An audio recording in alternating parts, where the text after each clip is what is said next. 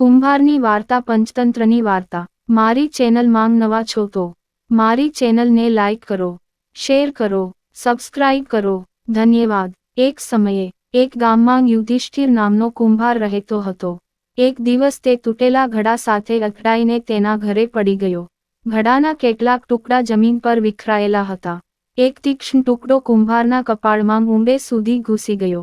તે જગ્યાએ ઊંડો ઘા હતો। એ ઘા રૂઝાવવામાં કેટલાય મહિના લાગ્યા। જ્યારે ઘા રૂઝાયો ત્યારે તેણે કુંભારના કપાળ પર નિશાન છોડી દીધું। થોડા દિવસો પછી કુંભારના ગામમાં દુકાળ પડ્યો। ખોરાકનો અભાવ જોઈને કુંભાર ગામ છોડીને બીજા રાજ્યમાં ચાલ્યો ગયો। ત્યાં જઈને તે રાજાની સેનામાં જોડાઈ ગયો। એક દિવસ રાજાએ કુંભારને જોયો। તેના કપાળ પર મોટી ઈજાના નિશાન જોઈને રાજાને લાગ્યું કે તે બહાદુર માણસ હોવો જોઈએ। યુદ્ધ દરમિયાન દુશ્મનના હુમલાને કારણે કપાળ પર આ ઈજા થઈ હતી। રાજાએ કુંભારને તેની સેનામાં ઉચ્ચ પદ આપ્યું। આ જોઈને રાજાના મંત્રીઓ અને સૈનિકોને કુંભારની ઈર્ષ્યા થવા લાગી, પરંતુ તેઓને રાજાના આદેશનું પાલન કરવાની ફરજ પડી હતી। તેથી આ વિષય પર મૌન રહ્યા। કુંભાર પણ ઉચ્ચ પદની ઈચ્છાથી મૌન રહ્યો। થોડા મહિના વીતી ગયા। અચાનક એક દિવસ પાડોશી રાજ્યએ તે રાજ્ય પર હુમલો કર્યો। રાજાએ યુદ્ધનું બ્યુગલ પણ વગાડ્યું। યુદ્ધની તૈયારીઓ શરૂ થઈ। આવી સ્થિતિમાં યુદ્ધના મેદાનમાં જતા પહેલા રાજાએ અચાનક કુંભારને પૂછ્યું, બહાદુર, કયા યુદ્ધમાં કયા દુશ્મને તમને તમારા કપાળ પર તમારી બહાદુરીનું પ્રતીક આપ્યું છે? ત્યાં સુધીમાં રાજા અને કુંભાર એકદમ નજીક આવી ગયા હતા। કુંભારે વિચાર્યું કે જો રાજાને સત્ય ખબર પડી જશે તો પણ તે તેને તેના પદ પરથી દૂર નહીં કરે।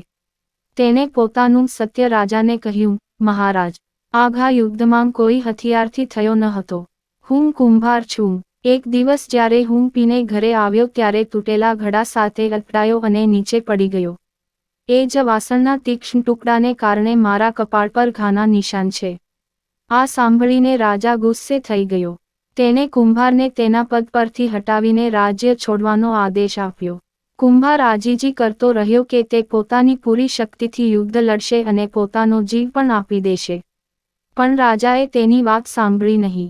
રાજાએ કહ્યું, ભલે તું ગમે તેટલો બહાદુર હોય, પણ તેનો જન્મ ક્ષત્રિય કુળમાં નહીં પણ કુંભકર કુળમાં થવો જોઈએ। જેમ સિંહની વચ્ચે રહીને શિયાળ સિંહ બની શકતો નથી અને હાથી સાથે લડી શકતો નથી, તેવી જ રીતે માત્ર ક્ષત્રિય કુળ સાથે રહેવાથી તમે યોદ્ધા બનતા નથી। માટે આ સ્થળ શાંતિથી છોડીને તમારા કુળમાં જાવ, નહીં તો તમને મારી નાખવામાં આવશે। કુંભાર ઉદાસ ચહેરે ત્યાંથી ચાલ્યો ગયો। બોધ: જે વ્યક્તિ સ્વાર્થી અથવા માત્ર અભિમાનથી સત્ય બોલે છે તેનો નાશ થાય છે। પૂરી વાર્તા સાંભળવા માટે ધન્યવાદ।